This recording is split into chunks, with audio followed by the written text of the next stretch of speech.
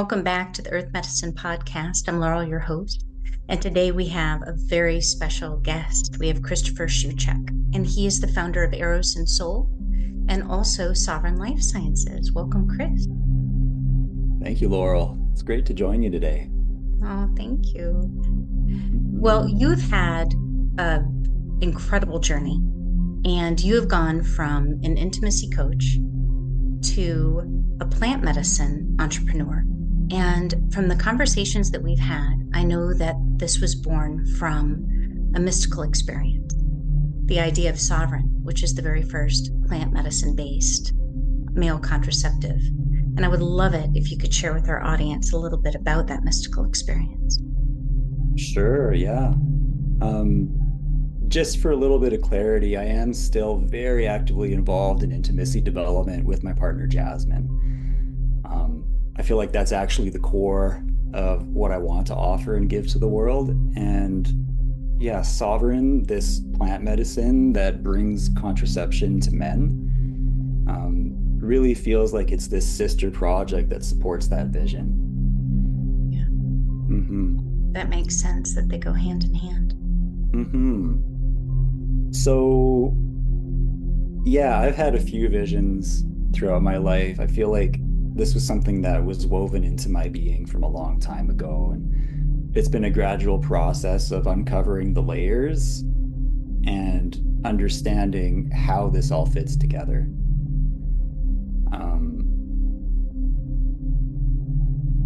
Yeah.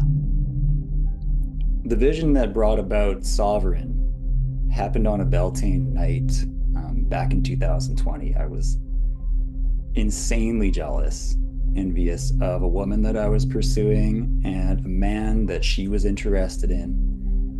And they ended up having connection that night, and it just triggered all kinds of stuff in me. My shadow was like front and center, running the show. I tried to sleep.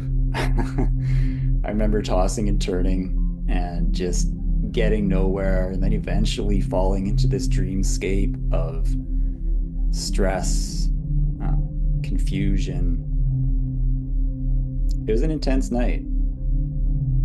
And I've gone back and I've picked apart some of what was present there, and I've done a lot of healing work around it, these aspects of my shadow that were present. But toward morning time, after I'd had a little bit of rest and I tumbled through this dream state of stress and confusion, I woke up with this sense of a plant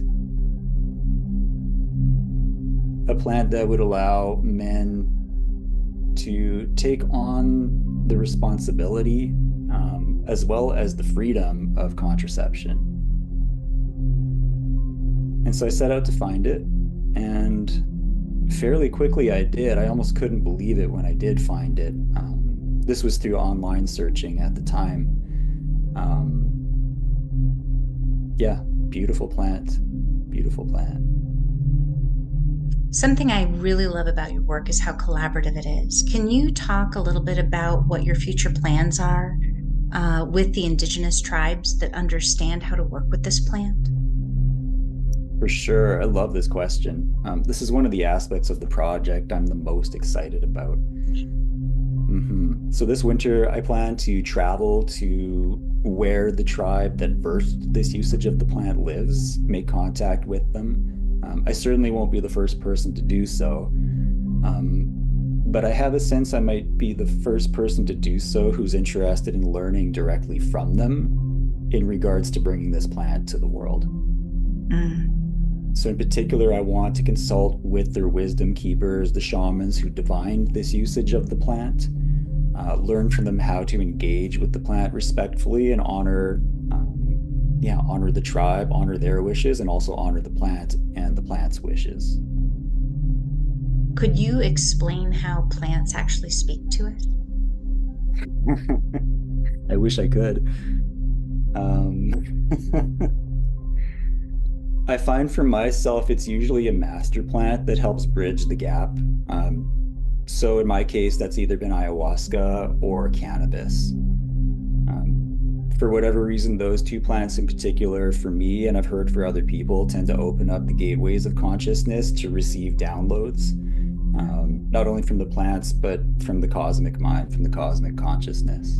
It was a moment I had in the rainforest out on the coast in British Columbia. I was in an old growth forest with a couple of friends, and I felt just really open and really present. And I remember walking through the forest and just hearing from each plant that I touched, like, safe to eat, no, not safe to eat, like, yes, no, yes, no. Wow, wow. Yeah, and my friend picked a leaf from a plant called skunk cabbage. I don't know if you have that down where you are. I don't know. It's a really beautiful plant, big giant leaves, big yellow flower. It actually smells a bit like a skunk, hence the name. But there's a compound in the leaves, I believe same as in the leaves of rhubarb. And I just heard such a strong, like, no, when she passed me the leaf. She's like, maybe try this. And I ignored it. And I took a bite of the leaf, and it was like 1,000 pins on my tongue and in my mouth for like 20 minutes. Yeah. Wow. That's amazing. So you wouldn't starve if you got lost in the woods, it sounds like. If I'm in that state of mind, probably not. So beyond contraception, you speak about transforming human intimacy itself. Can you talk about that? Oh gosh. Thanks.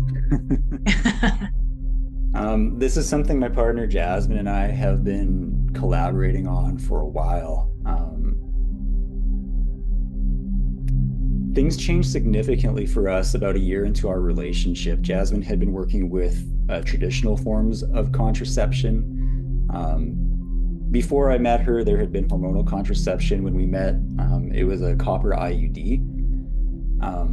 But we found pretty quickly in our relationship that even this copper IUD, which on paper looked really good, really didn't feel good for her to have inside of her body. And quite honestly, like externally as her partner, I could also feel that it didn't feel right. We were really pleased when we ran across the fertility awareness method,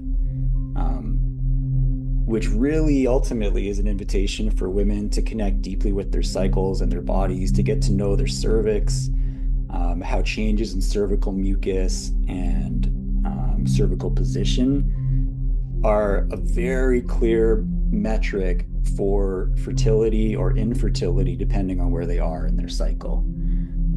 So it's been really fun to plug into that model together, and empowering for both of us, especially Jasmine, and really learning that, you know, a lot of what we were told back when we were in school, you know, this is North America in like the 1990s.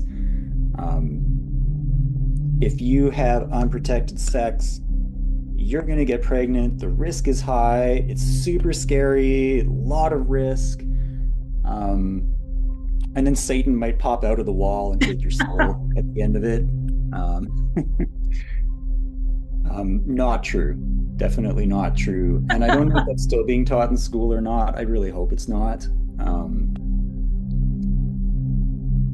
Anyway, the fertility awareness method ended up giving us a lot of freedom, ultimately enabling us to identify a 5-day window in her cycle where we need to be cautious because there is the possibility of pregnancy. And then the rest of the time, there's a lot of freedom to explore.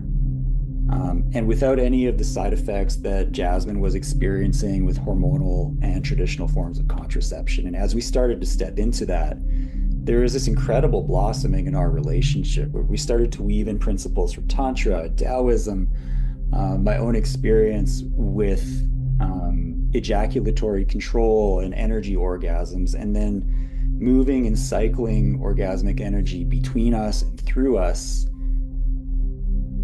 It's been incredible to experience, quite literally, the whole cosmos having this incredible connective experience through us and as part of us, and vice versa as us part of the cosmos. I believe, and I'm not going to speak on Jasmine's behalf because unfortunately she's not here, But I really do believe it's because we've been able to move into a space without fear in our relationship, especially around pregnancy and especially around contraception, that we've been able to step into this space. And I will say it's absolutely remarkable, totally incredible. And I would love to see every person in the world able to experience it. What does ethical partnership and ethical relationship with this plant look like to you? It's a great question. I'm still coming to understand what this could look like, but I do have some ideas. As previously mentioned, making contact with this tribe, coming to understand the plant and understand the tribe, that's a big step. I'd like to partner with this tribe, um, invite them to advise as this plant moves into the world of laboratories and commercial development, and do so in a way that brings financial reward back to that tribe as well. Mm. Um, I'm even envisioning having a council. Yeah, I'm envisioning having a council within Sovereign Life Sciences that engages regularly with the plant's consciousness so that we can listen, adapt, and grow with the plant within the organization. Wow. And, that leads me to another point that I wanted to bring up with you is you are incorporating as a B corporation, which highlights working with people in the environment as metrics versus just quarter over quarter profits. And I had never heard of this before you. And it is just now, it seems like something that's so necessary now that I've heard it, is that within your B corporation, you're actually looking to incorporate the plant spirit's wisdom in part of your business model. Could you talk a little bit about that? Yeah, that's right. Like I said, it's still something that I'm coming to understand.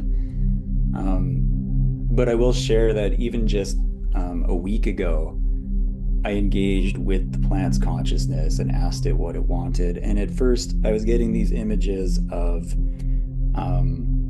like a nonprofit. But the more that I researched the nonprofit model, the more I could feel like it wasn't quite the right balance in terms of being able to attract investment and bring reward to the tribe and to other people who are so key in bringing this plant to the world. And similarly, when I investigated a typical corporation, I wasn't happy with that model. And the plant made it pretty clear that it wasn't pleased about that model either, where plants, people, watersheds, as we know, are typically considered resources. They're like numbers on a spreadsheet. And typically what's reflected on the spreadsheet doesn't reflect the nuances or the value of what's actually present in those ecosystems, in those communities, or in these relationships. So I actually hadn't heard of B corporations either. But I started doing a bit of research and landed on this model, and it just felt right. It was like, yeah, this takes into account social responsibility, environmental responsibility. It brings ethics into business, but it doesn't demonize or vilify the idea of profit either. The idea of rewarding people for work and taking initiative to bring something new to the world. Yeah, I think you picked the perfect structure. Well, thank you. Yeah. Chris, could you explain to the audience why this plant medicine male contraceptive approach is different from what's currently out there? For sure. Number one, and this is just my opinion, I feel that most contraceptive options are built around the idea of isolation or separation, disconnection. So you take, for example, a lot of what's happening with oral contraceptives. It's a chemical that's been isolated from, technically a hormone that's been isolated, but then replicated synthetically in the laboratory. And it's, in a sense, kind of stripped of the natural intelligence that comes from being integrated into the body. So, not that there's anything wrong with that, and I know that works for a lot of people, but again, this is just my opinion. It seems to me that there's a lack of intelligence in that approach. And it's certainly not going to be a one size fits all for a lot of people. Whereas this plant has an awareness and has a consciousness, it understands how to plug into the human body, and specifically, like very specifically, impacts the function of an enzyme in the sperm head that prevents penetration of the ovum. It's phenomenally fascinating how specific it is. Above and beyond that, condoms, 15% failure rate, really not good. Oral contraceptives, they do work for a lot of people, as I mentioned before, but for a lot of people, they also don't work. People experience side effects. There are question marks around environmental impact of having those hormones essentially flushed out of the human body and into aquatic ecosystems. Mm-hmm. So I see this as something that the earth is really readily wanting to give to people, that honors that we are a part of everything, and that really this is about connection without fear. Yeah, I love that. And I had also read that this plant is effective at the proper dosage for 3 months. And then once you stop taking it, there aren't any side effects. You just go back to your previous fertility. So I like that it's also an option that people can have versus, say, a vasectomy, which can't really be reversed easily. That's exactly right. Fully reversible, non-invasive. Yeah. As much as vasectomies have come a long way and they are relatively non-invasive, at the end of the day, you're cutting tissue. Yeah. And cut tissue does not heal very well. Chris, you're currently in the really exciting startup phase. And I know that you're actually looking for some specific skill sets. So for anybody that's interested in engaging with you and maybe feels called to help bring this to market, how do they engage, and what specifically are you looking for? I'm looking for a few things. An operations partner is a really big one. Another one is a clinical research advisor. These are the two big A players that I'm calling in to help bring this project to its fullest fruition. And there's growth potential for those people into executive roles down the road. Great. And how do they get in contact with you? They can visit our website, which is... I can link it below for you. Yeah, sure. Yeah. They can visit our website at sovereignlife.ca. Okay. And then also, I know you've got a really nice comprehensive LinkedIn profile. We can link that also. Sure. Great. Yeah. Yeah, and then in addition to these two key team players, there's currently a GoFundMe that's providing financial resource for me to work on the initial early stages of building up Sovereign. Beyond that, we'll be moving into early seed funding. So people who are interested in participating in this financially, who see the value in the vision, and who also understand that there could be tremendous financial reward down the road, are also encouraged to get in touch. Great, great. So something that you talk about a lot is the healing qualities of intimacy. And I know on the coaching side of what you do, you teach about this. So I'm not going to say if, but when this vision is realized of the male contraception option globally, what do you see as the outcomes of both human consciousness expanding because of this option and then also planetary healing? Can I swear on this podcast? Yes.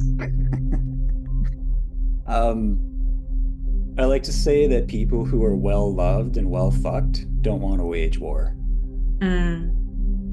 And I know that's true for me, and I believe it's true for most, if not all people. If you feel loved, if you feel included, if you understand that you're part of a community, if it's safe to express authentically, and to work through your shadow and to be held in all of that, it's extremely unlikely that you're going to want to force, to take, to coerce, or to harm others. So I Mm. see intimacy as this really key piece of humans moving beyond the story of tribalism and fighting between different groups. I understand this is not a small task. I understand it's not something that will happen quickly, at least.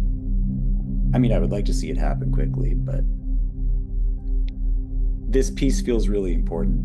If people can engage in intimacy without fear, it gives them something to focus on that brings life, brings joy, brings connection. These are the antidotes to a lot of what's happening globally. Yeah.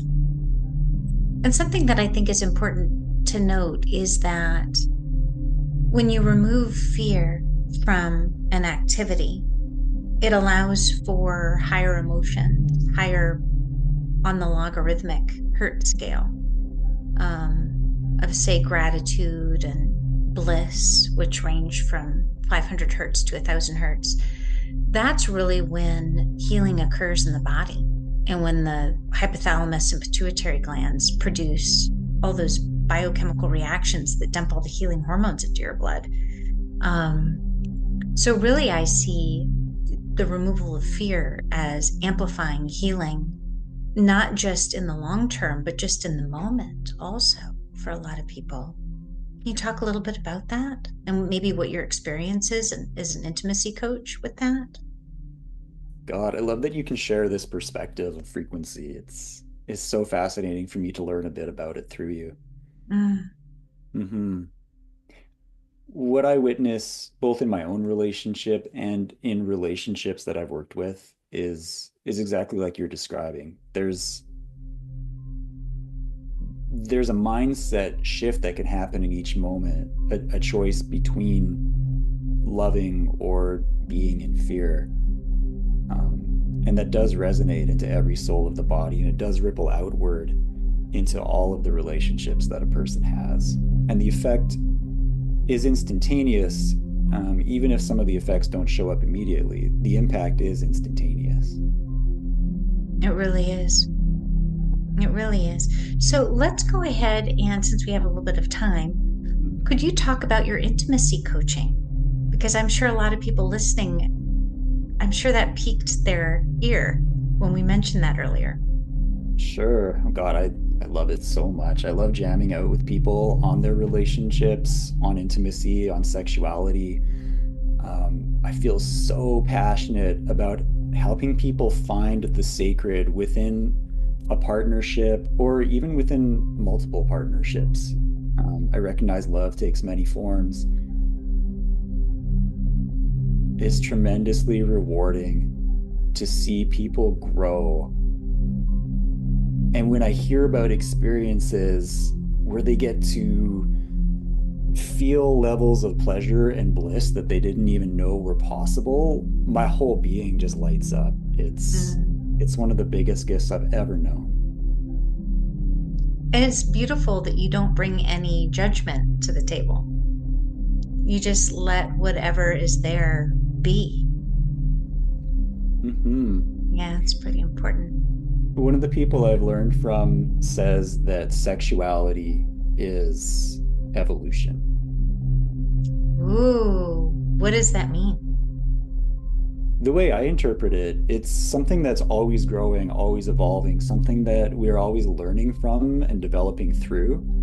And when you look at Tantra and a lot of what comes from Tantra, there is this sense of like universal life force energy, indistinguishable from sexual energy. It moves through all of us, it moves through all things. It moves through the entire conscious universe, and it gives birth to every form that we can imagine and see and experience. Yeah, I once was, there's a book by a neuroscientist who had a Kundalini awakening in the year Mm, 2000. And for those listeners that aren't aware, Kundalini is the energy that happens at the root chakra at the base, at the pelvic base. And that is both your life force and your creative energy, but it's also your sexual energy. It's one and the same. And the Kundalini awakenings happen when the energy that comes into humans from above and below, which is one of the concepts that makes Chinese medicine work, is that they meet at the solar plexus behind the belly button. And when you have an enlightenment event, it feels like you are struck by lightning, and they begin to meet in the heart. And what they've measured with MRIs is that your electromagnetic field amplifies by 5 times. And it feels like you're hit by lightning because it's actually widening your nervous system. And when your nervous system gets widened permanently, then you're able to sustain the frequency of bliss as a regular, constant state. So people that have had these Kundalini awakenings, we now understand what's happening physiologically in their bodies. So everything that you're saying is completely in alignment with all the science behind what's going on with that energy, and then how it can actually upgrade a human within a lifetime. It's pretty amazing stuff. beautiful. I love that you can speak to that side of it. Well, I read a book. No big deal. And for those that want to read the book too, I'll link it below. So, what else can you tell us about your coaching practice? And then for people that want to get involved with that, or maybe have a consultation with you to see if it's a good fit, what would you suggest for them to do? Sure, they can find my partner and I at erosandsoul.com. That's EROS and soul.com. We're launching our first workshop together, which is a touch-based intimacy workshop. We're really excited to bring that to people all around the world, to offer teachings that we've learned in our own lives and together, to help couples bridge connection in a way that can fundamentally change their relationship, invoking the sacred and feeling divine consciousness through connection without pressure and without judgment. The without judgment is so key. Mm-hmm. Yeah. Well, this has been incredible. Thank you very much. Well, you're so welcome, Laurel. I feel so much gratitude to be here with you today and to have had this opportunity to talk together. Oh, me as well. Are there any final thoughts that you have? No, You feel complete? I do. Good, good. Well, thank you so much. I really enjoyed speaking with you. Thanks, Laurel.